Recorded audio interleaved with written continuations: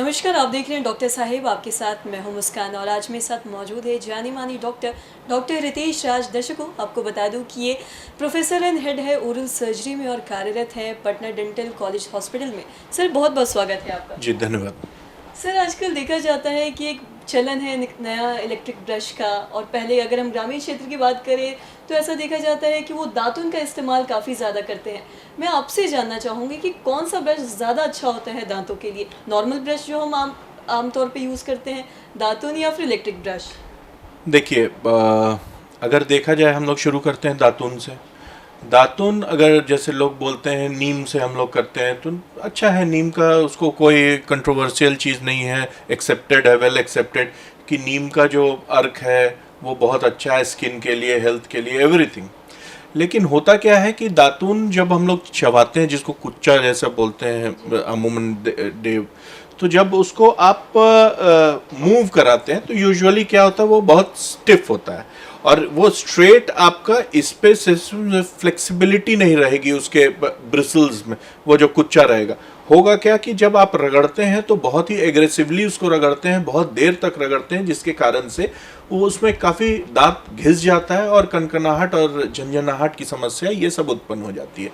जब आते हैं आप नॉर्मल ब्रश पे, तो नॉर्मल ब्रश हम लोगों को सॉफ्ट ब्रश यूज़ करना चाहिए, सॉफ्ट या सुपर सॉफ्ट। और एक टेक्निक है जिससे हम लोग ब्रश करते हैं, वो है कि जो ब्रिजल्स है वो ऊपर से नीचे की तरफ इस तरह से ऊपर में आएगी और साइड में इस तरह से 20 to 25 स्ट्रोक्स देंगे और अंदर में इस तरह से एक ही जगह पे।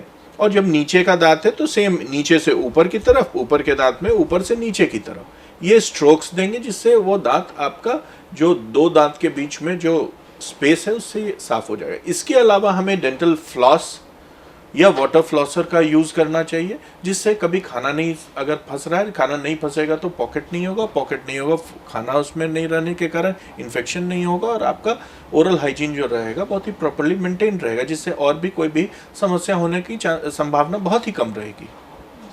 तो हम ये समझ सकते हैं कि नॉर्मल ब्रश जो हम यूज़ करते हैं वो हमारे दांतों के लिए सबसे अच्छा होता है। जी सर, और साथ ही ये भी जानना चाहूँगी कि बहुत से ऐसे लोग हैं जिनका दांत टूट जाता है या दांत खराब हो जाता है, उन्हें दांतों का रिप्लेसमेंट करना है, तो वो कैसे कर सकते हैं और कितना ज़रूरी है दांतों का रिप्लेसमेंट करना?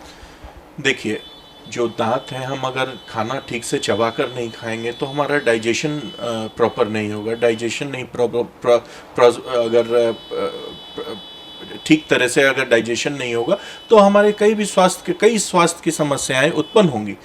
तो हमें खाना को अच्छी तरह से, हमारे पूर्वज भी और जो बड़े लोग हैं वो तो सदा यही कहते हैं कि खूब अच्छे से चबा कर खाना खाओ ताकि खाना पचे और हमें बहुत सारी पेट की समस्याएं हैं, ये सब का उत्पन्न ही नहीं होगा। और अगर दांत न रहे तो आप कोई भी खाने का प्रॉपर आप स्वाद नहीं ले सकते हैं, आपको वो पचेगा नहीं खाना।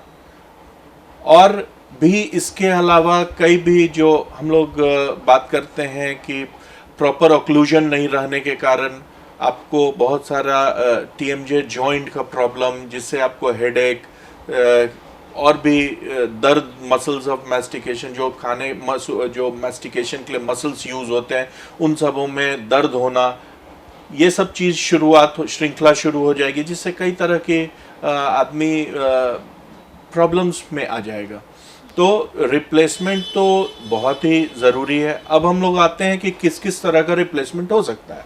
सबसे पहले हम लोग निकालने लगाने वाला दांत एक होता है, जो आप निकाल कर रात में रख दे सकते हैं और उसकी साफ सफाई मेंटेन करके फिर उसको वापस लगा सकते हैं। ये एक दांत का भी हो सकता है और जो हम लोग बात करते हैं 32 ऊपर नीचे पूरे जॉ का हो सकता है। इसके अलावा जो कुछ 2-4 दांत अगर बीच के मिसिंग हैं तो अगल बगल के सपोर्ट लेकर के, इसमें भी कई तरह के मटेरियल्स आते हैं, सेरामिक, मेटल सेरामिक और जर्कोनिया, ये ब्रिज होता है, अगल बगल से सपोर्ट लेके इसको ब्रिज कहते हैं। और तीसरा जो रहा वो है इम्प्लांट्स। डेंटल इम्प्लांट्स में हमें से रोप देते हैं हड्डी में। ये सब तभी संभव है जब आपका बोन की क्वालिटी अच्छी है, आप बहुत इस तरह के डिजीज़ से नहीं है जिसमें बोन की क्वालिटी या इन्फेक्शन होने की संभावना बहुत ज़्यादा रहती है। उसको छोड़कर आप इम्प्लांट करते हैं इमीडिएट भी उसको उस पर क्राउन लगा सकते हैं, या वेट करके उस पर जो क्राउन या ब्रिज जो भी है आप लगाते हैं इससे वो फिक्स दांत हो जाता है। बहुत बहुत शुक्रिया सर ये तमाम जानकारी देने के लिए। जी धन्यवाद। तो आज हमने समझा कि कौन सा ब्रश हमें यूज़ करना चाहिए और साथ ही में दांतों का रिप्लेसमेंट करना कितना ज़रूरी है। तो आशा करते हैं ये तमाम जानकारी आपके लिए लाभदायक रही हो। तो आज की इस वीडियो में इतना ही। अगर आपने अब तक हमारे चैनल को सब्सक्राइब नहीं किया तो तुरंत कर ले, साथ ही हमारे फेसबुक पेज को लाइक करें। वीडियो देखने के लिए आपका धन्यवाद।